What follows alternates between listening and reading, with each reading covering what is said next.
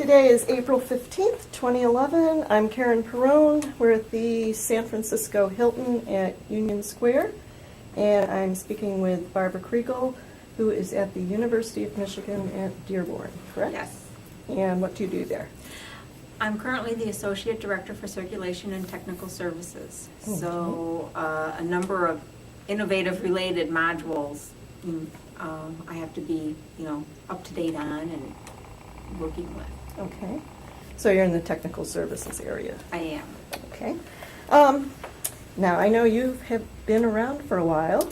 Yes, How that many- makes me old. That's okay, you're in good company.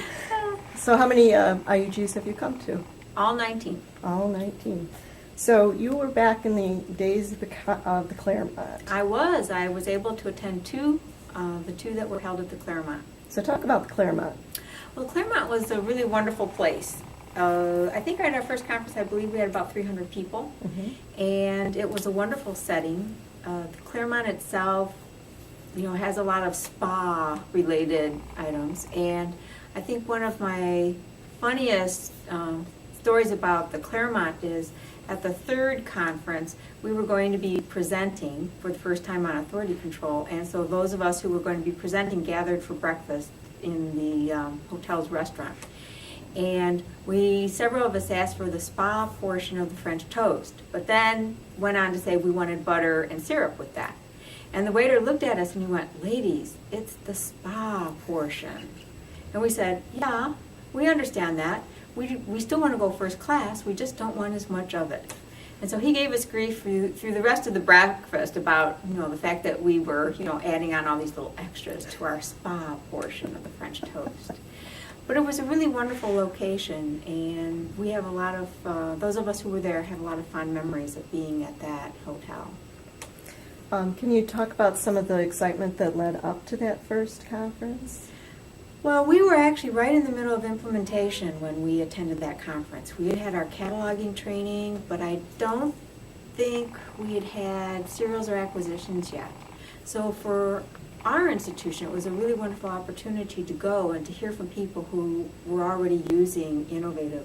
And so at lunchtime, we had some box lunches, and we would get together by module. And at that point, you were only talking maybe 30 people in a room. And so people would ask different questions, and our question was always, we're right in the middle of implementation. If you had it to do over again, what would you do? And we just got the most wonderful advice from everybody who was there, and I think it saved us, grief later of having to redo things. So it was a wonderful timing for us, personally. What kind of changes have you seen through the years with the conferences? Well, obviously it's become bigger. It's a lot more international now, of course. I'm not even sure how many international members attended the first one. I don't think there were any except maybe Canadians. Maybe. It's hard to...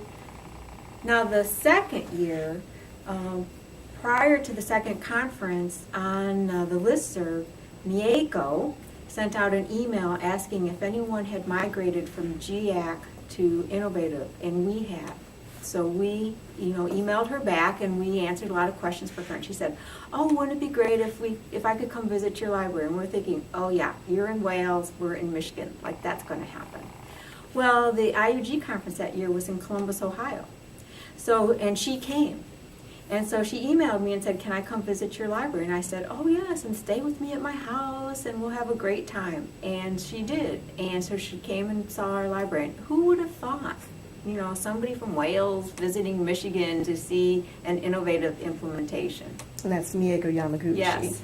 She's And of great. course, she went on to become, was she our first Beacon Award winner? Yes. I think she was.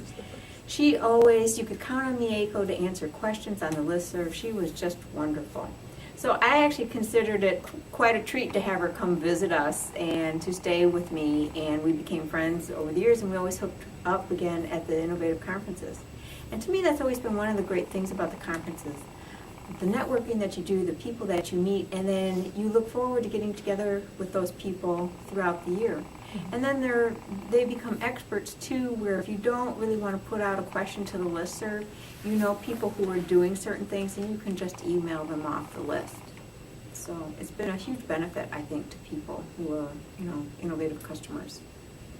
Over the years, you've done a number of authority control sessions. You want to talk Mhm. about those a little bit? Sure. I think we did 10. I think we presented 10 years in a row. That came about, once again, at the second conference in Columbus. There was a Birds of a Feather session one evening about authority control. And there were maybe, 30 or 40 of us there. And different people were talking. And finally somebody said, does anyone here actually manage to keep up with the reports? And 2 institutions raised their hands. Wow. And we were one of them. Mercer University was another one. And so people said, well, how do you manage to do it? So we started talking about our workflows. And it was funny because Mercer's was very similar to our workflow. And so people said, oh, you should do a presentation next year at the Innovative Conference. So we're like, oh, okay. So we hooked up with Dana Kemp, who was at Mercer at the time. Someone else presented on doing it with a vendor. I can't remember who was that member of the panel presentation. And then Beth Taylor from U of M Dearborn and myself were the other members. So that was at the Claremont. So we had our little breakfast where the waiter teased us throughout breakfast. And we got to the room early. And I think we got to the room maybe 20 minutes early, and people were already sitting on the floor. Wow. And we were just like, people, you need to get a life. You're here at 9 o'clock in the morning for authority control? But apparently, really, when you think back to library school, most of us, if you're lucky, they talk about authority control, but nobody really talks to you about how are you going to manage the workflow. And the innovative product, actually, that was one of the things we had really looked forward to when we implemented Innovative. Because one of the reasons we actually got Innovative, one of the arguments we had for our own institution, we still had World War I was listed as European War. And so we had European War, and then we had World War, whatever the dates are. And there was no way we could, get everything combined under the one heading because we didn't have an authority control module. So we'd always been very excited about authority control. So we, from day one, we were keeping up with the work. And so after that first conference, there was a lot of interest in us doing it again the next year. And the presentation just kind of grew and grew, and it went from being one presentation to where it was a 2-session thing, because there was no way we could get it all in one session. So it was almost like a half-day workshop. And sometimes we would do a pre-conference presentation for new users, so we would do one for new users, and then we would do a regular conference. And I think what finally killed our presentation was that the move to Millennium. And because we had built up our presentation over that many years, it was really quite a complex presentation. And Dana Kemp by that time was a trainer for Innovative, but she was still working with us on the presentations, and she was kind of like their authority guru. And we just didn't have the energy to convert it over to Millennium. And now when I hear about Sierra, and I'm like, just think we'd have to be converting it yet again. It's funny though, about a couple of years ago, we finally did have to outsource our authority control ourselves, and we were actually very sad. Actually our catalogers, it was one of the things that we actually enjoyed the process, and I think the Innovative product made it very easy to do authority control. But once institutions started loading these huge files of electronic, bib records for electronic resources, there was no way we could keep up with it anymore. And we always laughed because our presentation, authority control is quite complex if you're going to keep it up. Mm-hmm. And we always said we converted more people to outsourcing it than we did to maybe managing it themselves.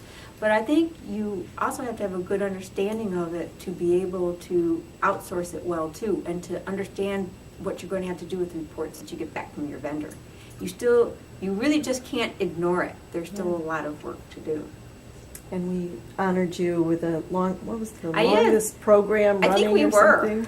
Yeah. At the 10th year gala that we did. in Yeah, Houston. and then we killed it. I'm So- responsible, I Yeah, guess. yeah, that was long enough. But it was really millennium. We just, to have to change it all over to the new format.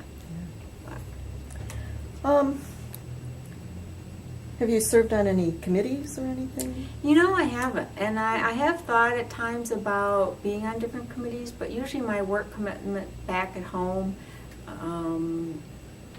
is such that I'm not sure that I can, have the time to spend on it the way you would need to really do it right. For example, after my experience with implementing Innovative, our campus was looking to implement a new student information system. Based on my experience with implementing Innovative, I became the co-chair of the group that selected a new student information system for our campus and then went on to implement it. And that was actually a 4-year commitment for me, where about 75% of my time was not really spent on library work. So I was always kind of sorry that I didn't do it, and maybe, I should think about it for next year because it's kind of coming down to now or never. Mm-hmm. So what would you say would be your most memorable conference, being to all 19 of them now? There's so many. They're memorable for different things. The Claremont was always fun. I remember, it must have been the third one, because I don't think it was the first, where we had the kazoos. Were you there for the kazoos? Yes, yes. I know I have that somewhere in my office. I don't think I threw my kazoo out. I actually went looking to see if I could find it to bring it with me, but I couldn't find it. So the kazoos were always fun. I don't know that one stands out in my mind. It's been fun, I think, going to the different cities and having the different local libraries host it.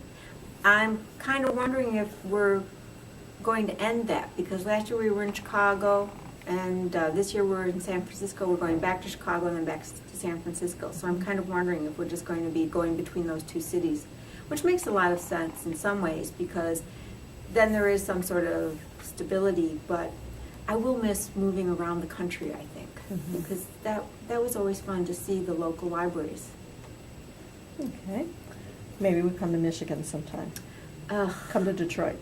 Well, Michigan in springtime is probably not on anybody's list of places they want to be, but. Why do you think the IUG has thrived, and do you think it's still relevant? Oh, I think it's totally relevant. I really love our user group. And I think the IUG is different from other user groups that I've seen with other vendors. And I think what has made our group very strong is that it's run by the users and it is not run by the company. So for example, when I was working, we implemented Banner as our student information system. And I went to several of their user group conferences, and it's quite different. And I presented there with a colleague, and we had to submit our presentation, and then they actually made us take some things out of our presentation, which that was actually kind of shocking after having been an Innovative for for a number of years by that point. We were used to, you can get up and say that something isn't working perfectly, and here's a workaround, or here's what you can do. And isn't that what users groups are for? Well, you would think, but when it's run by the company themselves, apparently they have the right, that they don't want something put in print. Actually they had no problem with us saying it, but they didn't want it in, on our PowerPoint presentation. So that was kind of an eye-opener for me. Yeah. So I've always appreciated that the Innovative User Group was run by the users themselves. And I really like the mix of the sessions that we have at the conferences, where we have sessions put on by Innovative and sessions put on by real users. And I think that's important because, when you go to a session put on by Innovative, you know that you're talking to the vendor there. And usually what they're showing you are features of a module that maybe you're considering, or they're talking about the enhancement process, or they're talking about future releases like we're hearing about Sierra. So those to me are more like planning sessions that I go to, whereas when I'm going to the user-led sessions, I'm looking for how people are creatively using their modules. or tips for getting around things that don't work maybe the way I wish they would right now. And so I always come back from the conferences with something new to do or implement at home. And I think the thing that I came away most recently was, and it must be 2 or 3 years ago now, when Brown did a presentation about their digital book plates. And because at my library I'm also working with fundraising, so that conference I think was in April, and we had our first digital book plates up by September, which for an academic is moving at lightning speed. But it was so easy to say, this is basically free. It's something we can do, and really our donors do love it. Mm-hmm. And so what a great concept. And you know, that's what I love about coming to a conference like this. Would I have thought of that on my own? No. But somebody else did, and then they were kind enough, you know, to give their presentation, and then I can take their concept and then tweak it and make it work for my institution. So, you know, the number of ideas and the things that I've come back with from these conferences, it makes it worth, you know, the cost of coming to a conference. And some years we send quite a few people. Some years we've sent 6 or 7 people. This year we don't have as many, but not really because of budget cuts, mostly because of different things that are going on, you know, back at work and people are busy. What do you think of the enhancements process? Yeah. I think it worked fairly well. I mean, there would be things that I would change. I think that sometimes, as I read through the enhancements and I'm working with our different groups to finalize their choices, I see things that I know would be very important for a particular group of libraries, like maybe Publix, but we're never going to vote for them. And we saw this a lot with authority control things. You know, if you're not doing authority control, you don't care that it's not working for someone else. So it's really difficult sometimes for those things to come up to the top. So I worry about those sometimes. What I usually hope is that maybe Innovative is still reading all the enhancements and at least looking at them and paying attention to them. But my guess is they still probably pay attention to the ones that win in their groups. So if there was something about the users group that you would want to change to make it better, what would it be?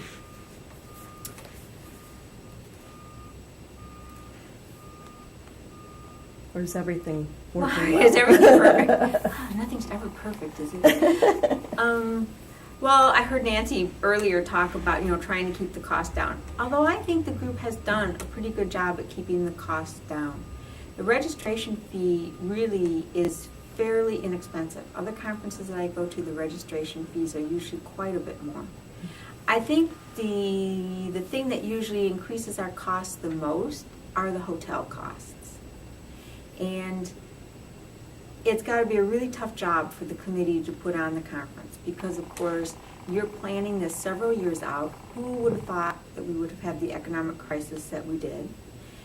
And they're promising the hotel so many, you know, rooms will be booked, and then people whose budgets are being cut, they're looking for the cheapest way.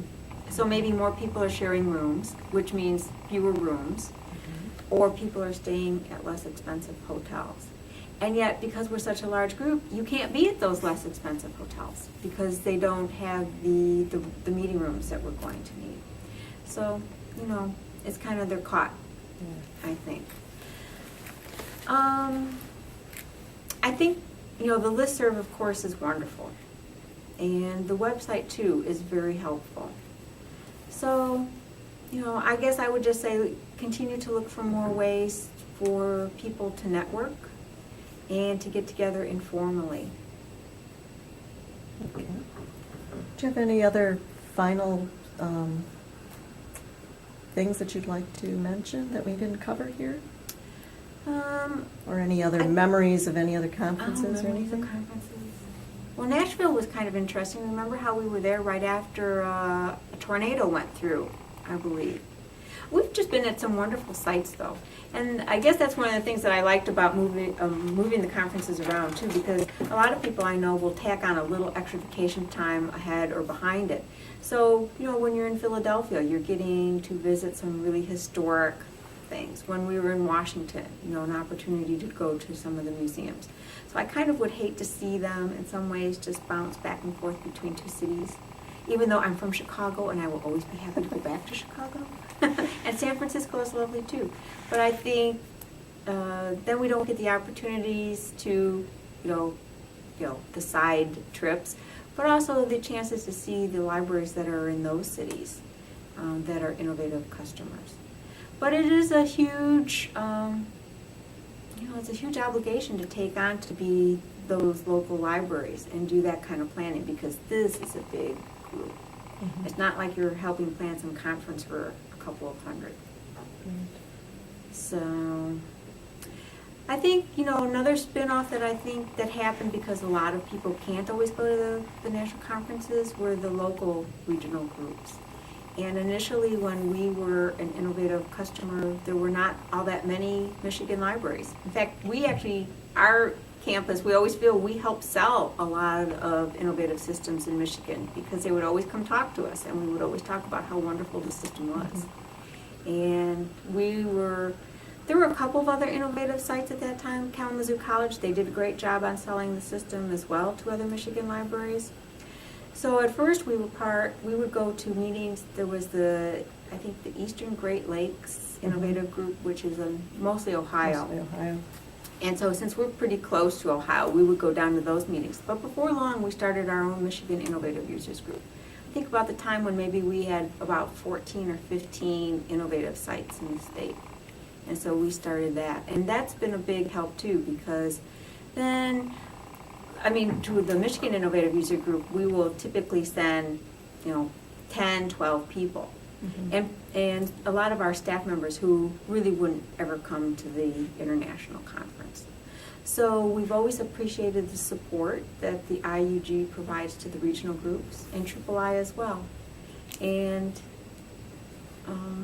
it's another great way to network. And that, the people who answer out on the listserv, the help that you get there, it's such a wonderful community. And, IUG, is the force behind that. So I've never been sorry. Obviously, I keep coming since I've been to all 19. Mm-hmm. And I always say if I just come away with one idea from a conference, that's about all I expect. Mm-hmm. And it will be worth, attending it. But made many friends over the years. And I don't know. How many people have been to all 19 at this point? I think there's only about 6 of us left. 6 of us left, yeah. As I say, that just makes me old now. Yeah. I hope I'm still going to get to come to IUG 20. I hope so too. I know it's, for a lot of libraries, now the move to Sierra, is in a sense, moving, will probably be another, not cheap migration. Yeah. And in these economic times, but I'm sure, we will hopefully find a way to do that. But it's very exciting. And, when you think about the fact that Millennium is like 12 and 13 years old, it's time. Yeah. And to take advantage of the newest technology. So it's been great. And I thank the people who originally started the IUG. And, wow, we couldn't have done it. It was just such a huge help. And really, it's the best user group I think that I've ever participated with other vendor products. Well, we're glad to have you here and glad to be a member of the same club that you are. Oh, I know. 19 growing. Yeah. But we should have our own little reception next year. That sounds good. We should all go out to dinner. That sounds good. Okay. We'll see you in Chicago. Yes, great. Okay. Thanks, Barbara.